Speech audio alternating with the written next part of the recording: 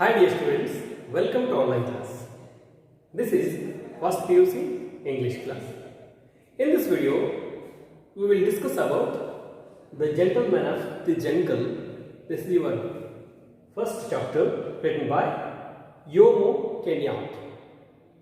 Okay, before start this chapter, we must know about the author. Okay, come to the author section. Come to the page number 6. Note on an author. Jomo Kenyatta, he was lived 1893 to 1978. He was an African political leader and African writer, first president of Kenya in 1964 to 78. A PUC, he was one of the earliest and best known African nationalist leader. As secretary of his tribal association in 1928, he campaigned for land reform and African political rights. He is an African writer and he also fight for the freedom of Africans. He is a political leader in Africa and he elected first Prime Minister of Kenya. He belongs to the Kenya country in Africa continent. Okay, PUC ಅನ್ನೋದು ಒಂದು ಸಮುದಾಯದ ಹೆಸರು. It's the name of a particular community. He was one of the earliest and best known African nationalist leader. He is the best well known ಎಲ್ಲರಿಗೂ ಗೊತ್ತಿರೋ ಹಾಗೆ ಈತ ಆಫ್ರಿಕಾದಲ್ಲಿ ಏನು ಚಳವಳಿಗಳು ಆರಂಭವಾದವಲ್ಲ ಆ ಎಲ್ಲ ಚಳವಳಿಗಳು ಹೋರಾಟಗಳು ಸ್ವಾತಂತ್ರ್ಯ ಹೋರಾಟಗಳೇನು ಆರಂಭವಾದವಲ್ಲ ಅವೆಲ್ಲದರಲ್ಲಿ ಈತ ಮೊದಲಿಗ. He is the first leader, earliest leader he is. As secretary of his tribal association, he formed an tribal association for rights of the PUC people. ಏನು PUC ಅಂತ ಏನು ಸಮುದಾಯ ಇತ್ತಲ್ಲ ಆ ಟ್ರೈಬಲ್ ಅಂದರೆ ಬುಡಕಟ್ಟು ಜನಾಂಗದ ಜನರಿಗೋಸ್ಕರ ಹೋರಾಡಲಿಕ್ಕೆ ಇವರೇನು ಮಾಡಿದರು, ಯೋಮೋ ಕೆನ್ಯಾಟ್ ಅವರು ಒಂದು ಅಸೋಸಿಯೇಷನ್ನ ಒಂದು ಸಂಘವನ್ನು ಸ್ಥಾಪನೆ ಮಾಡಿಕೊಂಡಿದ್ರು. ಅದರದ್ದು ಏನಾಗಿದ್ರು 1928 ಸೆಕ್ರೆಟರಿ ಆಗಿ ಕೆಲಸ ಮಾಡಿದ್ರು. ಈ ಕ್ಯಾಂಪೇನ್ಡ್ ಫಾರ್ ಲ್ಯಾಂಡ್ಸ್, ಏನು ಇವರು ಭೂಮಿಯನ್ನು ಯುರೋಪಿಯನ್ಸ್ ಏನು ಮಾಡಿದ್ರು, ಕಿತ್ಕೊಂಡಿದ್ರು ಇವ್ರ ಕಡೆಯಿಂದ. ಆ ಭೂಮಿಯನ್ನು ವಾಪಸ್ ಪಡೀಲಿಕ್ಕೆ ಈ fight for land because getting back that his area, ಅವ್ರದ್ದೇನು ಏರಿಯಾ ಕವರ್ ಆಗಿತ್ತಲ್ಲ ಆ ಏರಿಯಾನ ವಾಪಸ್ ತಗೊಳ್ಳಿಕ್ಕೆ ಮತ್ತು ಈ ಫೈಟ್ ಫಾರ್ ದೇರ್ ರೈಟ್ಸ್, ಅವರ ಒಂದು ರಾಜಕೀಯ ಏನು ಹಕ್ಕುಗಳಿದ್ವಲ್ಲ ಆ ಹಕ್ಕುಗಳಿಗಾಗಿ ಏನು ಮಾಡಿದರು, ಆಫ್ರಿಕಾದಲ್ಲಿ ಭಾಳ ಹೋರಾಟಗಳನ್ನು ಮಾಡಿದರು. ಈ ಒಂದು ಏನು ನಿಮಗೆ ಲೆಸನ್ ಇದೆ, the gentleman of the jungle, ಈ ಒಂದು ಚಾಪ್ಟರ್ ಕೂಡ ಏನಾಗಿದೆ, this was also written in the background of this ಇದೊಂದು ಸಟೈರ್ ಇದೆ in the background of European colonialism. ಏನು ಯುರೋಪಿನ ವಸಾಹತುಶಾಹಿ ಇತ್ತಲ್ಲ, ಯುರೋಪಿನ ಒಂದು ದಬ್ಬಾಳಿಕೆ ಇತ್ತಲ್ಲ, ಆ ದಬ್ಬಾಳಿಕೆಯನ್ನು ಸೂಚಿಸಲಿಕ್ಕೆ ಏನು ಮಾಡಿದ್ರೆ ಈ ಒಂದು ಕಥೆಯನ್ನು ಬರೆದಿದ್ದಾರೆ. In this lesson you will know about how European powers torture the African people. ಹೇಗೆ ಆ ಯುರೋಪಿಯನ್ ಪವರ್ಗಳು, ವಸಾಹತಶಾಹಿಗಳು, ಬ್ರಿಟಿಷರು, ಫ್ರೆಂಚರು, ಸ್ಪೇನ್ರು, ಡಚ್ಚರು ಇವರೆಲ್ಲರೂ ಏನು ಮಾಡಿದರು, ಆಫ್ರಿಕಾದಲ್ಲಿರ್ತಕ್ಕಂಥ ಜನರನ್ನು ಹೇಗೆ ಶೋಷಣೆ ಮಾಡಿದರು, ಅವರ ಸಂಪತ್ತನ್ನು ಹೇಗೆ ದೋಚಿದರು ಅನ್ನೋದ್ರ ಬಗ್ಗೆ ಈ ಲೆಸನ್ನಲ್ಲಿ ಏನು ಮಾಡಿದರು, ಅವರು ಒಂದಿಷ್ಟು ಸಟೈರ್ ಮೂಲಕ, ಅಣುಕಿಸುವ ಮೂಲಕ ಕಥೆಯನ್ನು ಹೇಳಲಿಕ್ಕೆ ಹೊರಟಿದರು. Before going to chapter, ನಾವೇನು ಮಾಡಿದಾಗ ಡಿಫಿಕಲ್ಟ್ ವರ್ಡ್ಸನ್ನು ನೋಡ್ಕೊಂಡು ಬರೋಣ. What are the difficult words? He'll storm ಅಂದರೆ ಆಲಿಕಲ್ಲು ಮಳೆ. ಏನು ಐಸರ ತುಣುಕುಗಳು ಬೆಳೆದಿರ್ತಾವೆ, ನೋಡಿರ್ಬೋದು ನೀವು. ಆಲಿಕಲ್ಲು ಆಲಿಕಲ್ಲು ಅಂತ ಕರಿತೀವಿ. ಹೇಲ್ ಸ್ಟಾರ್ಮ್ ಅಂದರೆ thunder storm in which pellets of ice falls. ಅಂದರೆ ಐಸಿನ ಏನಾಗಿರ್ತಾವೆ ಅಂದ್ರೆ ಎಷ್ಟೆಷ್ಟು ಲೋವರ್ ಟೆಂಪ್ರೇಚರಲ್ಲಿ ಐಸಿನ ಏನಾಗಿರ್ತಾವೆ ಇಷ್ಟೆಷ್ಟು ಹರಳುಗಳಾಗಿರ್ತವೆ. ಐಸ್ ಹರಳುಗಳಾಗಿರ್ತವೆ, ಅದು ಜೋರಾಗಿ ಬೀಳುತ್ತೆ. ಆ ಮಳೆ ಬಿದ್ದರೆ ಒಂದು ದೊಡ್ಡ ಬಿರುಗಾಳಿ ಜೊತೆಗೆ ಬೀಳ್ತದೆ. ಆ ಮಳೆ ಬೀಳುವಾಗ ಭೂಮಿಯಲ್ಲಿ ಏನಾಗಿರ್ತದೆ ಟೆಂಪ್ರೇಚರು ಫುಲ್ ಲೋ ಆಗಿರ್ತದೆ, ಅಂದರೆ ಉಷ್ಣಾಂಶ ಕಡಿಮೆ ಆಗಿರ್ತದೆ. ಆ ಟೈಮಲ್ಲಿ ನೀರು ಏನಾಗ್ತದೆ ಐಸಿನ ಫಾರ್ಮೇಷನ್ ಪಡಿತಾ ಹೋಗ್ತದೆ. ಈಗ ನೋಡ್ಬೋದು ಫ್ರಿಡ್ಜಲ್ಲಿ ನಾವೇನು ಮಾಡ್ತೇವೆ, ಟೆಂಪ್ರೇಚರ್ನ ಫುಲ್ ಲೋ ಇಟ್ಟಾಗ ಏನಾಗ್ತದೆ ಐಸ್ ಫಾರ್ಮೇಷನ್ ಆಗ್ತದೆ. ಅದೇ ರೀತಿ ಆಲಿಕಲ್ಲು ಮಳೆ ಕೂಡ ಆಗಿರ್ತದೆ, ನೀವು ನೋಡಿರ್ಬೋದು. Okay, let's come to the second one, turmoil. Turmoil ಅಂದರೆ this is a emotional disturbance. This is a emotional agitation. ಗದ್ದಲ, ಮನಸ್ಸಲ್ಲಿ ಆಗ್ತಕ್ಕಂಥ ಗದ್ದಲ ಅಥವಾ ತಳಮಳ. ಟ್ರ್ಯಾಂಕ್ವಿಲಿಟಿ, ಶಾಂತಿ ಅಥವಾ ಪೀಸ್ಫುಲ್ನೆಸ್. ಆ್ಯಂಡ್ ಇಂಟ್ರಿಕೆಸಿ, ಜಟಿಲತೆ, ಕಾಂಪ್ಲೆಕ್ಸಿಟಿ, ಸಂಕೀರ್ಣತೆ ಅಂತ ಹಾಗೆ. Evidence, you all know what this word. Evidence ಅಂದರೆ ಸಾಕ್ಷಿ. ಪ್ರೂವ್ ಮಾಡಲಿಕ್ಕೆ ಒಂದು ಸಾಕ್ಷಿ ಬೇಕಾಗಿರ್ತದೆ. Which that serves to prove ಮಾಡಲಿಕ್ಕೆ ಬೇಕಾದಂಥ ಒಂದಿಷ್ಟು ಮಟೀರಿಯಲ್ ಅಥವಾ ಮ್ಯಾಟರ್. ಟು ಗೇನ್ ಎಕ್ಸೆಸ್ ಅಂದರೆ find out a way to approach. ಅವ್ರನ್ನ ಅಲ್ಲಿ ಒಂದು ಪ್ರವೇಶ ಮಾಡಲಿಕ್ಕೆ ಒಂದು ದಾರಿ ಅಥವಾ ಪ್ರವೇಶ, ಭೇಟಿ ಆಗಲಿಕ್ಕೆ ಒಂದು ಮಾರ್ಗ, ಹೀಗೆ ಅನ್ಬೋದು. ಅಂದರೆ ಎರಡು ಶಬ್ದಗಳಿವೆ, ಗೇನ್ ಆ್ಯಂಡ್ ಎಕ್ಸೆಸ್. ಅಂದರೆ ಒಂದು ಇನ್ನೊಬ್ಬರು ಭೇಟಿ ಆಗಬೇಕಾದ್ರೆ ಒಂದು ದಾರಿಯನ್ನು ಮಾಡ್ಕೊಂಡು ಹೋಗ್ತಾರೆ, ಒಂದು ಮಾರ್ಗ, ಈ ಮಾರ್ಗದ ಮೂಲಕ ಹೋಗ್ಬೇಕಂತ ಟು ಗೇನ್ ಎಕ್ಸೆಸ್ ಅಂತ ಹಾಗೆ. ಕಾಂಪ್ರಮೈಸ್ ಅಂದರೆ ಒಮ್ಮತಕ್ಕೆ ಬರೋದು. Compromise to settle issues by mutual consciousness ಅಂದರೆ ಒಂದು ಒಮ್ಮತಕ್ಕೆ ಬರೋದು. Embroid conflict, ಜಟಿಲಗೊಳಿಸೋದು. ಕಾಂಪ್ಲೆಕ್ಸಿಟಿ ಮಾಡೋದು ಅಥವಾ ಹೆಚ್ಚು ಅದನ್ನು ಸಂಕೀರ್ಣಗೊಳಿಸೋದು, ಎಂಬ್ರಾಯ್ಡ್. ಓಕೆ, ನಾವು ಡಿಫಿಕಲ್ಟ್ ವರ್ಡ್ಸ್ ಅನ್ನು ನೋಡ್ಕೊಂಡ್ವಿ. Let's come to the lesson. Come to page number 1. Page number 1, pre-reading activity. What they are giving? Narrate a story from the Panchatantra where good prevails over evil. ಇಲ್ಲಿ ಏನು ಹೇಳಿದ್ದಾರೆ pre-reading activity ಇಲ್ಲಿ? Narrate a story from Panchatantra. Did you heard any Panchatantra stories? ನೀವು ಪಂಚತಂತ್ರ ಕಥೆಗಳನ್ನು ಕೇಳಿದ್ದೀರಾ? Panchatantra one of the most famous story book in India. It's translated so many languages all over the world. ಅಂತ ಒಂದು ಅದ್ಭುತವಾದ ಏನಾಗಿದೆ ಪುಸ್ತಕ ಅದು. ಆ ಪುಸ್ತಕ ಯಾವುದಕ್ಕೆ ಸಂಬಂಧಪಟ್ಟಿದೆ? ನೀತಿ ಕಥೆಗಳಿಗೆ. Moral stories. It's related to the moral story. Durgasimha, the writer, he tells story to the animals. In his story, animals are the characters. ಗೊತ್ತಿರ್ಬೋದು ನಿಮಗೆ, ದುರ್ಗಸಿಂಹನ ಕಥೆಗಳಲ್ಲಿ ಏನಾಗಿರ್ತವೆ? ಪ್ರಾಣಿಗಳು ಪಾತ್ರವಹಿಸಿ ಮಾತನಾಡ್ತವೆ. ಮನುಷ್ಯನ ಜೀವನದಲ್ಲಿ ಏನು ಕಥೆಗಳಿರ್ತಾವೆ, ಮನುಷ್ಯನ ಜೀವನದ ಏನು ಬದುಕಿರ್ತೈತಿ, ಇಲ್ಲಿ ಏನು ನಿಯಮಗಳು, ನೀತಿಗಳು, ಮೋಸ, ದುರಾಸೆ ಹೀಗೆಲ್ಲ ಇರ್ತಾವೆ. ಇದ್ರ ಬಗ್ಗೆ ಅವರೇನು ಮಾಡಿದ್ದಾರೆ? ಪ್ರಾಣಿಗಳನ್ನೇ ಅಲ್ಲಿ ಕಾಡಿನಲ್ಲೇ ನಡೀತಕ್ಕಂಥ ಕಥೆಗಳು, ಊರಿನಲ್ಲಿ ನಡೀತಕ್ಕಂಥ ಕಥೆಗಳು. ಆ ಕಥೆಗಳಲ್ಲಿ ಯಾರು ಕ್ಯಾರೆಕ್ಟರ್ಸ್, ಯಾರು ಪಾತ್ರಧಾರಿಗಳು, ಯಾರು ಪ್ರಾಣಿಗಳು. ಸಿಂಹ, ಮೊಲ, ನರಿ, ಆನೆ, ಜಿಂಕೆ, ಅಲ್ಲಿ ಒಬ್ಬ ಬೇಟೆಗಾರ ಬರ್ತಾನೆ. ಹೀಗೆ ರಾಜ, ಕಾಡಿನ ರಾಜ ಸಿಂಹ, ಹೀಗೆ ಎಲ್ಲ ಏನಾಗ್ತದೆ ಪಂಚತಂತ್ರದಲ್ಲಿ ಕ್ಯಾರೆಕ್ಟರ್ಸ್ ಬರ್ತವೆ, ಆನಿಮಲ್ಸ್ ಆಗಿ. ಇಲ್ಲಿ ಯಾಕೆ ನಿಮಗೆ ಪಂಚತಂತ್ರದ ಬಗ್ಗೆ ಹೇಳ್ತಿದ್ದೀನಿ?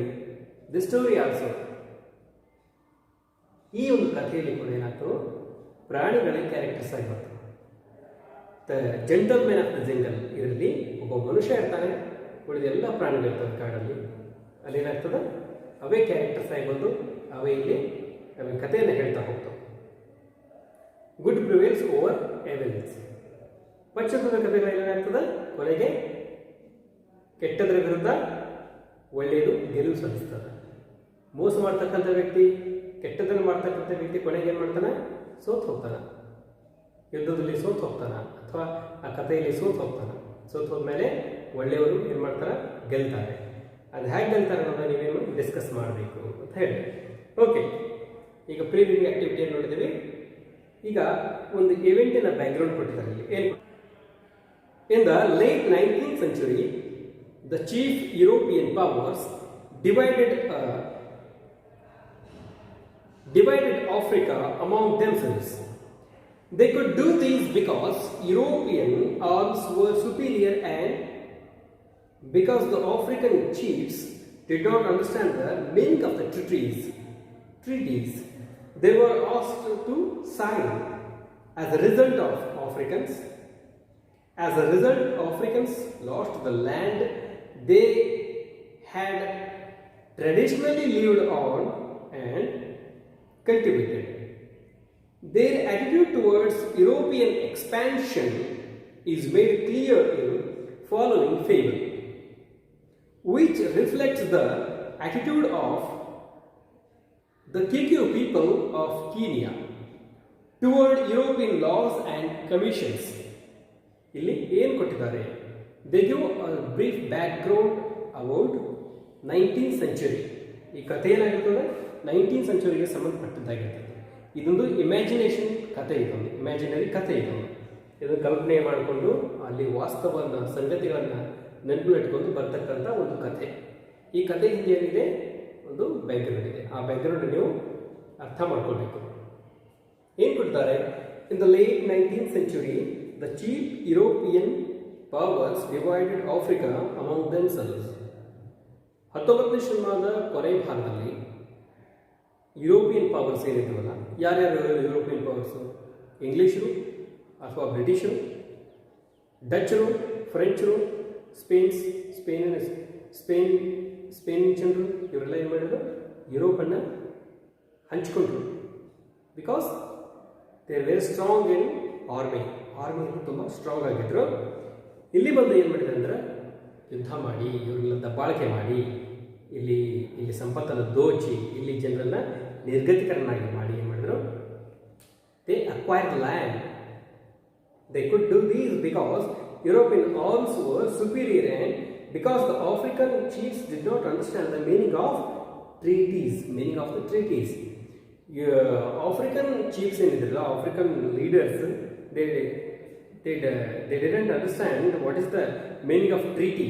ಒಪ್ಪಂದ ಏನು ಮಾಡ್ಕೊಂಡಿದ್ರಲ್ಲ, ಆ ಒಪ್ಪಂದದ ಅರ್ಥವನ್ನು ಸರಿಯಾಗಿ ಅವರಿಗೆ ಅರ್ಥ ಆಗಲಿಲ್ಲ. ಮೋಸ ಮಾಡಿ ಏನು ಮಾಡಿದ್ರು, ಯುರೋಪಿಯನ್ ಪವರ್ಸು, ಯುರೋಪಿಯನ್ ಚೀಫ್ಸು ಏನು ಮಾಡಿದ್ರು, ಅವ್ರ ಕಡೆಯಿಂದ ಒಪ್ಪಂದ ಪತ್ರವನ್ನು ಬರೆಸ್ಕೊಳ್ತಿದ್ರು, ಒಪ್ಪಂದವನ್ನು ಮಾಡಿಸ್ಕೊಂಡು ದೇವರ್ ಆಸ್ಕ್ ಟು ಸೈನ್. ಅವರಿಗೆ ಸೈನ್ ಮಾಡಲಿಕ್ಕೆ ಹೇಳಿದರು, ಇವರು ಸೈನ್ ಮಾಡಿದರು. ಆಸ್ ಅ ರಿಸಲ್ಟ್, ಹಾಗೆ ಸೈನ್ ಮಾಡಿದ ತಕ್ಷಣ ಏನಾಯ್ತು ಅಂದರೆ, Africans lost the lands they have traditional lived on and cultivated. ಈ ಒಂದು ಒಪ್ಪಂದದಿಂದ, ಈ ಒಂದು ಟ್ರೀಟಿಯಿಂದ ಏನಾಯ್ತು ಅಂದರೆ, ಟ್ರೀಟಿ ಅಂದರೆ ಒಪ್ಪಂದ, ಟ್ರೀಟೀಸ್ ಅಂದರೆ ಒಪ್ಪಂದಗಳು. ಏನಾಯ್ತು ಅಂದರೆ, ಅವರೇನು ಕಳೆದುಕೊಂಡ್ರು, ತಮ್ಮ ಭೂಮಿಯನ್ನು ಕಳೆದುಕೊಂಡ್ರು. ತಾವು ಸಾವಿರಾರು ವರ್ಷಗಳಿಂದ ಆ ಪ್ರದೇಶದಲ್ಲಿ ನೆಲೆ ನಿಂತಿದ್ರು. ಆಮೇಲೆ ಅವರೇನು ಮಾಡಿದ್ರು, ಅಲ್ಲಿ ತಮ್ಮ ಬೆಳೆಗಳನ್ನು ಬೆಳೀತಿದ್ರು. ಆ ಭೂಮಿಯನ್ನು ಕಳ್ಕೊಂಡ್ರು. They lost everything what they lived, their villages and their lands, they all lost because of this treaties, because of the cheat of the European powers. Their attitude towards European expansion.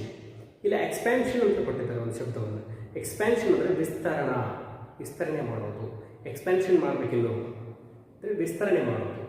European powers ಏನು ಮಾಡ್ತಿದ್ರು, ತಮ್ಮ ಸಾಮ್ರಾಜ್ಯವನ್ನು expansion ಮಾಡಲಿಕ್ಕೆ ಬೇರೆ ಬೇರೆ ದೇಶಗಳಲ್ಲಿ ಹೋಗಿ ಏನು ಮಾಡ್ತಿದ್ರು, ವಸಾಹತುಗಳನ್ನು ಸ್ಥಾಪಿಸಿ ಅಲ್ಲಿಯ ಒಂದು ಆಡಳಿತವನ್ನು ತಮ್ಮ ಕೈಯಲ್ಲಿ ಹಿಡಿದುಕೊಂಡು ಏನು ಮಾಡ್ತಿದ್ರು, ಸಂಪತ್ತನ್ನು ದೋಚಿತಿದ್ರು. ಜೊತೆಗೆ ನಮ್ಮ ಸಾಮ್ರಾಜ್ಯವನ್ನು ಬೇರೆ ಎಲ್ಲ ಕಡೆ ಸ್ಥಾಪನೆ ಮಾಡಬೇಕಂತ ಒಂದು ವಿಸ್ತರಣಾ ದಾಹ ಅವ್ರದ್ದೊಂದು ಆ್ಯಟಿಟ್ಯೂಡ್ ಇತ್ತು. ಎಲ್ಲ ಕಡೆ ಸಾಮ್ರಾಜ್ಯ ನಮ್ಮದೇ ಆಗಬೇಕು ಅನ್ನೋ ಒಂದು ದುರಾಸೆಯನ್ನು ಅವ್ರು ಏನು ಮಾಡ್ತಿದ್ರು, ಹೀಗೆ ಹೋಗಿ ಬೇರೆ ಬೇರೆ ದೇಶಗಳನ್ನು ಮೋಸದಿಂದ ಕುಟಿಲತನದಿಂದ ಚೀಟ್ ಮಾಡಿ ಗೆಲ್ತಿದ್ರು. Is made clear in following fable. ಈಗೇನು ಕತೆ, what we are going to discuss this fable. Fable ಅಂದರೆ ಒಂದು ಕತೆ. ಇದೊಂದು ಈ ಕತೆ ಏನಿದೆಯಲ್ಲ, ಈ ಕಥೆಯಲ್ಲಿ ಏನಾಗಿದೆ, ಅವ್ರದ್ದು ಎಕ್ಸ್ಪೆನ್ಷನ್, ವಿಸ್ತರಣವಾದ ಏನಿದೆಯಲ್ಲ ಅದ್ರ ಬಗ್ಗೆ ಎಲ್ಲ ಇಲ್ಲಿ ಡಿಸ್ಕಸ್ ಮಾಡ್ತಾ ಹೋಗ್ತಿದ್ವಿ. Okay, which reflects the attitude of Kikuyu people of Kenya towards European laws and commission. ಇಲ್ಲಿ ಕಥೆಯಲ್ಲಿ ಏನಿದೆ, ಈ ಫೇಬಲ್ನಲ್ಲಿ ಈ ಕಥೆಯಲ್ಲಿ ಅವರ ಆಟಿಟ್ಯೂಡ್ ಏನಿದೆ, Kikuyu people attitude European laws and commission ವಿರುದ್ಧ ಹೇಗಿದೆ ಅನ್ನೋದನ್ನು ಇಲ್ಲಿ ಈ ಕಥೆಯಲ್ಲಿ ಹೇಳ್ತಾ ಹೋಗ್ತಾರೆ. ಓಕೆ, ಡಿಸ್ಕಸ್ ಮಾಡ್ತಾ ಹೋಗ್ತಾರೆ. ಓಕೆ, ಇಲ್ಲಿವರೆಗೆ ನಾವು ಏನು ಮಾಡೋದು, ಬ್ಯಾಕ್ಗ್ರೌಂಡನ್ನು ನೋಡ್ಕೊಳ್ಳಿ. ಈಗ let's come to the lesson. Come to page number 2. Once upon a time, an elephant made a friendship with a man. One day, a heavy thunderstorm broke out. The elephant went to his friend, who had a little hut at the edge of the forest, and said to him, "My dear good man, will you please let me put my trunk inside your hut to keep it out of this torrential rain?" Let's come to the meaning of this parable. Once upon a time, an elephant made a friendship with a man. The story starts with the same fables ಹೇಗೆ start ಆಗ್ತಾವಲ್ಲ, ಜನಪದ ಕಥೆಗಳು, ದಂತಕಥೆಗಳು, ಕಥೆಗಳು ಹೇಗೆ start ಆಗ್ತಾವೆ. ಒಂದಾನೊಂದು ಕಾಲದಲ್ಲಿ ಒಬ್ಬ ರಾಜನಿದ್ದ, ಹೇಗೆ start ಆಗ್ತಾವಲ್ಲ. This story also starts like this. Once upon a time, an elephant made a friendship with a man. Once upon a time, that elephant, where it's lived in jungle, its friendship with a man. ಒಂದು ಆನೆ ಒಬ್ಬ ಮನುಷ್ಯನ ಜೊತೆಗೆ ಸ್ನೇಹವನ್ನು ಸಂಪಾದಿಸ್ತದೆ. ಫ್ರೆಂಡ್ಶಿಪ್ಪನ್ನು ಮಾಡಿದ ಮೇಲೆ one day ಏನಾಯಿತು, ಹೀಗೆ ದಿನಗಳು ಕಳೆದೋದು. ಅವರಿಬ್ಬರು ಸ್ನೇಹಿತರಾಗಿದ್ದರು, ಒಬ್ಬ ಮನುಷ್ಯ ಹಾಗೆ ಒಂದು ಆನೆ ಸ್ನೇಹಿತರಾಗಿದ್ದರು. ಒಂದು ದಿವಸ ಏನಾಯಿತು, one day a heavy thunderstorm broke out. One day suddenly the hailstorm heavily raining in the forest. ಏನು ಆಲಿಕಲ್ಲು ಮಳೆ ಬೀಳ್ತಾ ಹೋಯಿತು. ಆಲಿಕಲ್ಲು ಮಳೆ ಅಂತ ಹೇಳಿದ್ನಲ್ಲ, hailstorm, thunderstorm. ಥಂಡರ್ಸ್ಟಾರ್ಮ್ ಏನಾಯಿತು, ಬೀಳಲಿಕ್ಕೆ ಶುರು ಮಾಡ್ತು. ಭಯಂಕರವಾದ ಬಿರುಗಾಳಿ, ದೊಡ್ಡ ದೊಡ್ಡ ಆಲಿಕಲ್ಲುಗಳು ಹೀಗೆ ಬೀಳಲಿಕ್ಕೆ ಶುರು ಮಾಡಿದಾಗ the elephant went to his friend. That time the elephant suffer from the its heavy rain. ಈ ಒಂದು ಭಯಂಕರ ಬಿರುಗಾಳಿ, ಮಳೆ, ಆಲಿಕಲ್ಲಿಂದ ತತ್ತರಿಸಿದ ಆನೆ its went to that man, his friend, ಆ ಮನುಷ್ಯನ ಹತ್ರ ಹೋಯಿತು. Who had a little hut at the edge of the forest.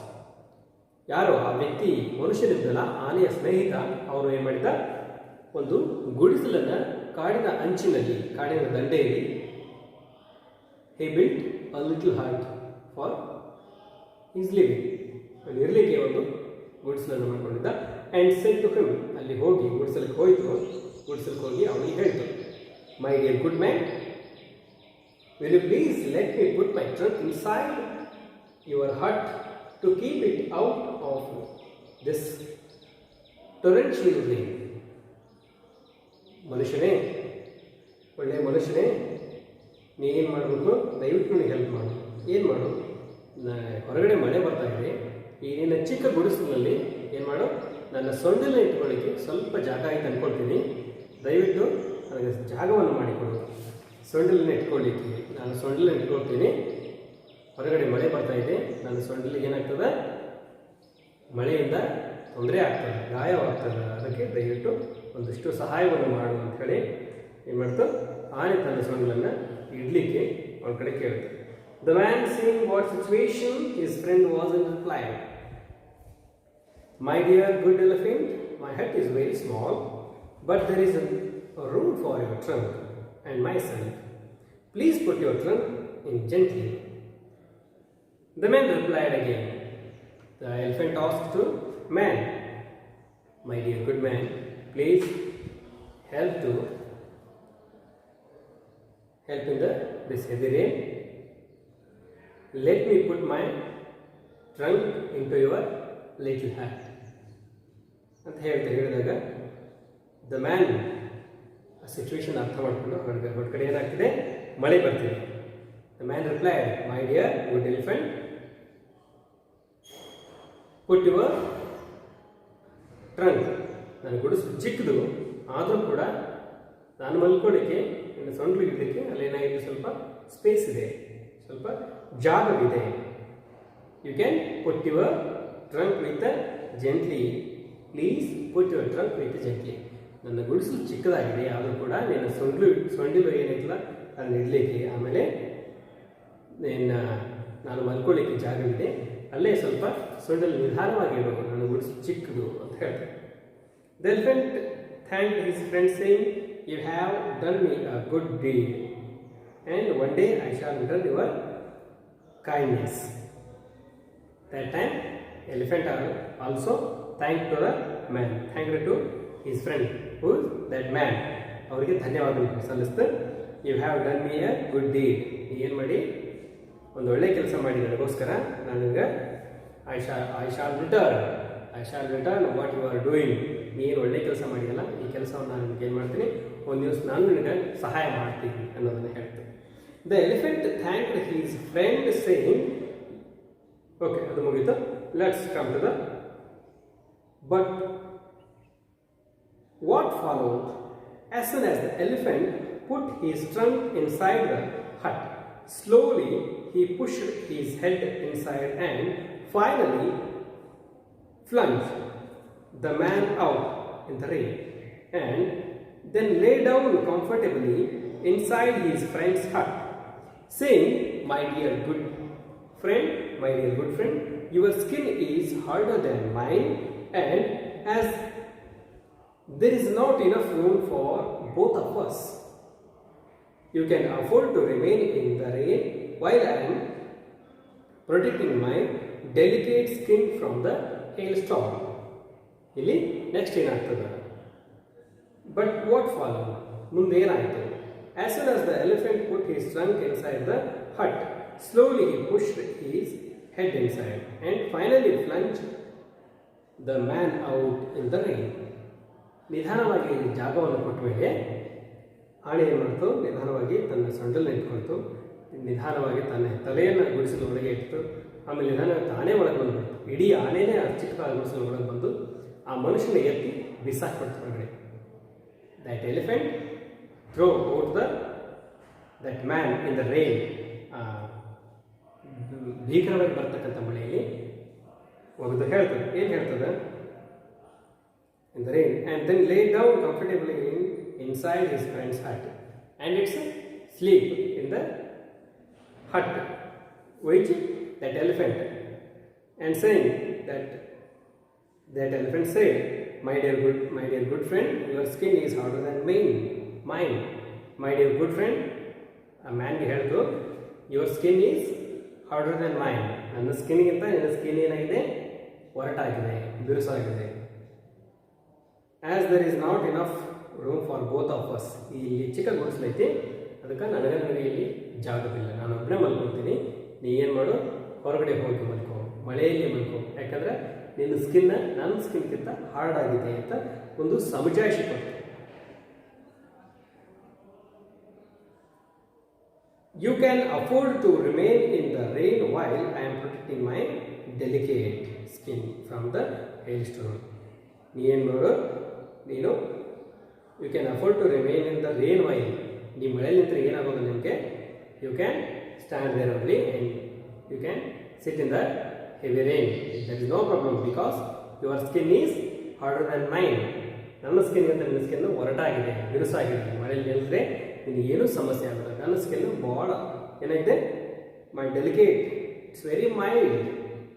ನನ್ನ ಸ್ಕಿನ್ ಏನಿದೆ ಮೈಲ್ಡ್ ಆಗಿದೆ, ಸೂಕ್ಷ್ಮವಾಗಿದೆ, ನನ್ನ ತ್ವಚೆ ಕೋಮಲವಾಗಿದೆ ಅಂತ ಹೇಳ್ತಾರೆ. ಫ್ರಮ್ ದ ಹೇರ್ ಸ್ಟಾರ್ಮ್, ನನಗೆ ಮಳೆಯನ್ನು ತಡ್ಕೊಳಕ್ಕಾಗೋದಿಲ್ಲ, ನೀನು ತಡ್ಕೋಬಹುದು ಅಂತೇಳಿ ಒಂದು ಸಮಜಾಯಿಷೆಯನ್ನು ಕೊಡ್ತೈತೆ. ಈ ಒಂದು ವಿಡಿಯೋದಲ್ಲಿ ಏನಾಗಿತ್ತು, ಇಷ್ಟು ಮಾಹಿತಿ ಆಗಿತ್ತು. We will continue tomorrow that fourth para, the man saying what his friend had done ಅಂತ ಏನಿದೆಯಲ್ಲ ಆ ಪ್ಯಾರಾ ನಾವೇನು ಮಾಡೋದು ನೆಕ್ಸ್ಟ್ ಕ್ಲಾಸಲ್ಲಿ continue. Thanks for watching, keep watching, stay home, stay healthy.